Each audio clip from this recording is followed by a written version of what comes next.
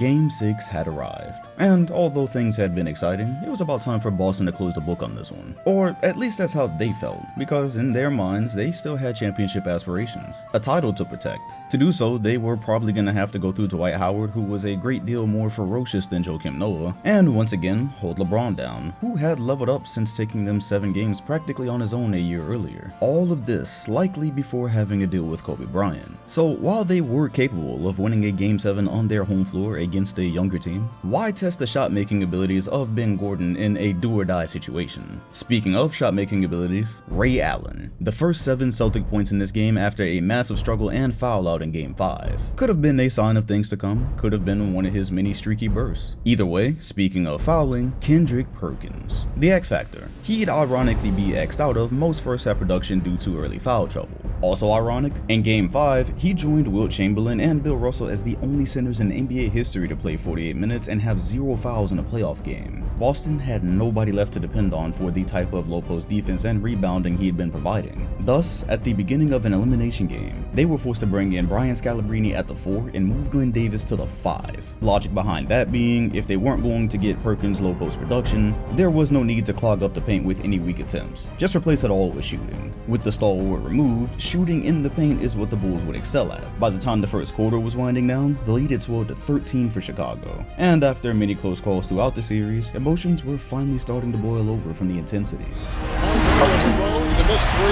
picked up by Rose, who grabs onto his second rebound. Oh, look at this! Look at this! You're going to really watch what's going on here now. Boy, you start talking about if it gets into a Game 7, you start talking about suspensions and all. This is going to be very interesting because, Kevin, I'm not sure what happened.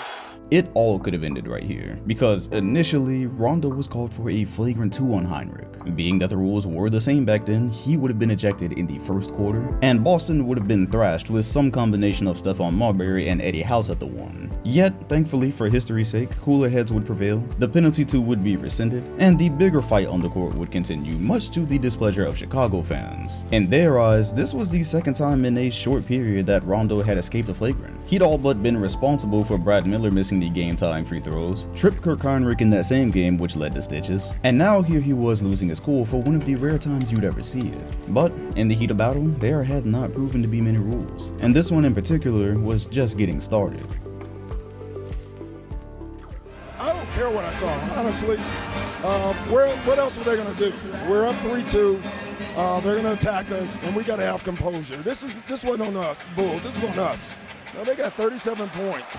We got 26 points, and we've showed no composure so far. As the years would pass, Ray Allen would prove to be the odd man out within Boston's Big Three. While KG's presence could constantly be felt whether he was on or off the court, and Paul Pierce had been the face of Boston basketball for some time now, Ray more or less just showed up day after day doing his job, whether he had set an NBA record the night before, or fouled out of an important playoff game with 10 points. Out of the 3 stars that had been put together, his game had clearly sacrificed the most, and it only made sense with him being the sharpshooter. Why would he not spend most of his time running around creating space for KG creating in the post or Paul on the perimeter? But in this specific series, without Kevin Garnett, he'd struggled to consistently produce the results from his old role, which would have no doubt had Boston looking more comfortable in a series against a 7 seed. In short, he'd been long overdue for an eruption, and that was the second quarter of Game 6. While Perkins was handcuffed by foul trouble and Rondo was putting up a donut after having averaged 24 points in the series, Allen would conclude the first half with 29 of Boston's 55 points. Yes, over half of Boston's offensive production. That worked out to 5 threes, mid-ranges, free throws, anything the Celtics needed to continue breathing, because without that, they'd practically been preparing their flight home for Game 7. But this had just been the name of the game. Survival.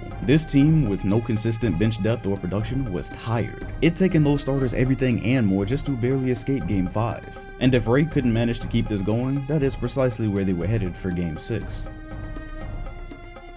Spoiler, he could not keep it going. For the third quarter at least, where he only scored 4 points, one of which was a technical free throw. As one could probably predict from those results, by the end of the third, Boston was facing an 8-point deficit with the prospect of going down double digits for the fourth. And it was around this time that it had become clear, had they have not escaped with Game 5, they were absolutely fated to lose in 6. The momentum was totally in Chicago's favor, until some way through the fourth when Ray Allen hit. Allen and Rondo. This is Ray Allen over Heinrich. And hit again. Over Rose, it's Allen. And hit again. Chicago needs a defensive stop. Ben Gordon's been sitting a long time. Allen for three, right over Rose. He puts it down. 41 points with 6.5 remaining. And because of Ray, the floodgates had opened for the rest of the team. His reawakening in the fourth had nearly single-handedly saved Boston from an 11-point deficit and put them in position to close out. Before anybody knew it, Boston was in the midst of a 13-2 run, giving them a near double-digit lead with 3 minutes remaining. They'll feed to Perkins. Outside Pierce for three. Good! Pierce and Allen have been assassins tonight for the world champion Boston Celtics. This is me at the time, an ecstatic Celtic fan glued to the TV, coming to terms with the fact that we may have just neared the end of this gruesome war. I was so hyped for what I was sure was the end that my mom snapped a picture to capture the moment. Little did I know. Perkins is out on the mismatch on Salmons. There is Rose going by Rondo. That's great defense. Get the ball out of Paul Pierce's hands, make Rondo make a jump shot. Salmons beats Davis. Collides inside with Perkins. It will flop. Here comes Ben Gordon. 4 of 12. Tony Allen's in there for defense. And Allen watches as a beautiful shot is put in by Brad Miller. He was uncovered. They conceded the shot. Miller for the tie.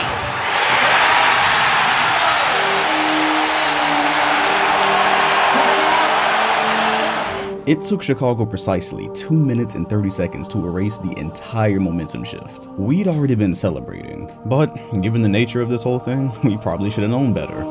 Screen by Allen, switch on defense, Heinrich goes on Pierce. Pierce to break the tie, 2 seconds to shoot. Rebound by Rose.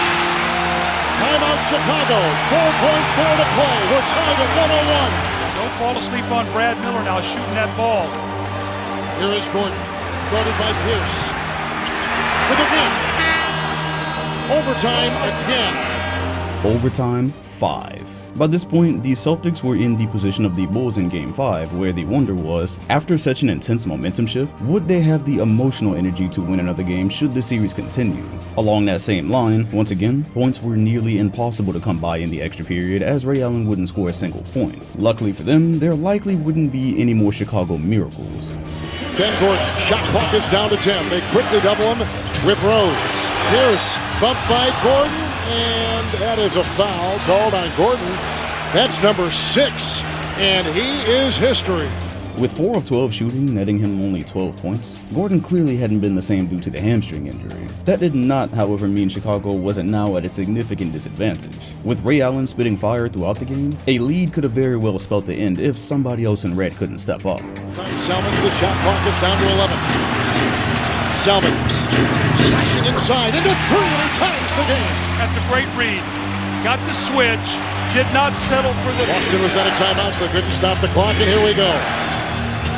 You know what's coming. Can you stop it? Guarded by Salmons. Overtime 6, where the only perimeter scorer for Chicago to tally any points would be none other than John Salmons. Gordon, on his way out, had apparently lent some of his powers for use, as Salmons would single-handedly keep the momentum from ever shifting back to Boston. Speaking of whom, could once again seldom buy a basket unless it was from the man himself. It's Allen, Noah on him. This is a 2-point shot. That is a 2-point shot. It's a 1-point game. Despite it being a 2, Boston's intentions were clear. If security themselves came out on the floor and tried to stop it, he was instructed to shoot over them, which logically meant one thing: don't let him catch the ball.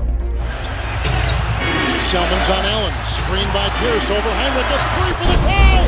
Oh, he hit it! What a dagger thrown in by Ray Allen!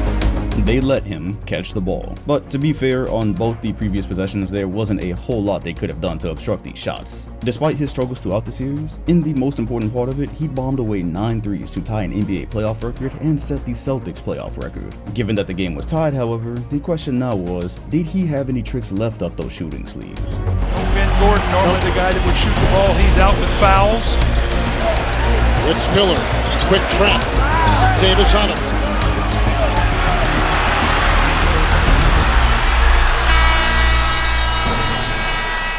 Overtime, 7. And to spare any more suspense, he did not have any left. Ray Allen would knock down one more mid-range with around 2 minutes remaining for his 51st point, and it was the last of what he had in the tank. Chicago, on the other hand, would get just enough contribution from players they hadn't seen in a lifetime by that point, and although there would be some suspense after this specific moment, for multiple reasons, this affair was clearly over.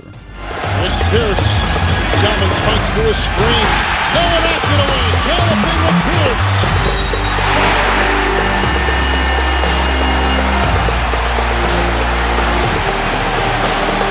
And Paul Pierce has just fouled out of the game. The momentum from that point on had irreversibly shifted. Boston was now without their best closer, and Chicago had the crowd rocking.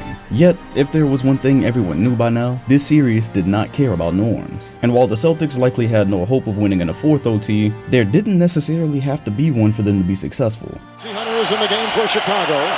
He'll watch House. Rose is on Rondo. Rondo to House. He hasn't scored all night until right there. He buries a 2. And he brings the Celtics to within 1. Allen is in for House. It's Tony Allen. And Miller is in for Noah. They go inside. Heinrich sneaking inside. Missed the shot. Missed a layup. Wow. Timeout Boston. That's their last. 16.7 to play. Heinrich from point-blank range missing a layup. Well, now you're in trouble because you foul, they shoot free throws. Rondo picked up by Rose. Over Rose, rejected by Rose! Rondo's shot was rejected by Rose! Fouled by Scaramucci! Rose rejects the Rondo shot! 3.2 to go, Chicago free throws. It'd be tough for even this series to have any tricks remaining. NBA playoffs coming off a Final Four championship game appearance last season with Memphis. He is 4 of 4 from the free throw line tonight. There's still plenty of time, though. I mean, if he makes this.